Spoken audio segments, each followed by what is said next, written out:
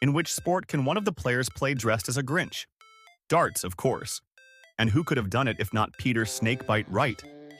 Peter has entered the hearts of the fans for his iconic hair and his dance during the walk-on. He is one of the most loved players on the PDC circuit. If you add to this an enormous talent that has allowed him to win, among other trophies, 2 world championships, we have one of the ideal players for the show. Let's discover the secrets of his throw. Peter stands exactly in the middle of the oche.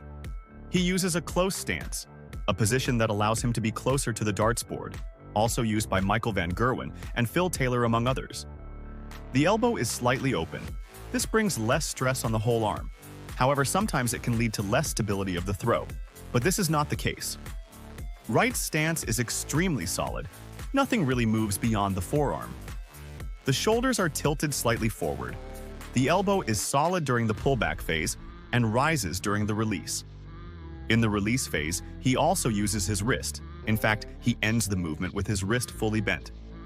Overall, one of the most solid stances on the PDC circuit. Let's talk about grip. Peter uses a 4-finger grip. The main grip is with the thumb and index finger at the back of the dart, almost on the stem. The middle finger placed almost on the tip gives stability. The ring finger holds the tip very softly. Solid grip. Sometimes when placing the dart, you can see it rotate slightly. This is a small adjustment to help the aiming phase.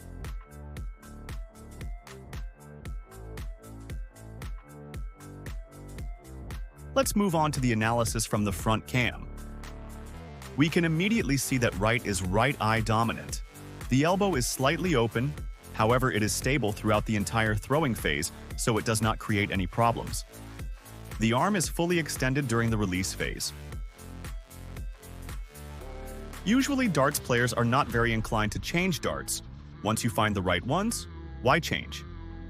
This does not apply to Peter Wright. Peter not only changes darts often, but as in this clip, he sometimes happened to change them during the game. To be able to do something like that, you really have to have enormous talent, and also a bit of madness. Let's go to analyze the throwing action. The throw is really simple and clean, nice to see. Peter sets the dart at about 113 degrees, then executes the pull back up to 81 degrees, and finally release the dart, which I would say is practically perfect with the arm extending very close to 180 degrees.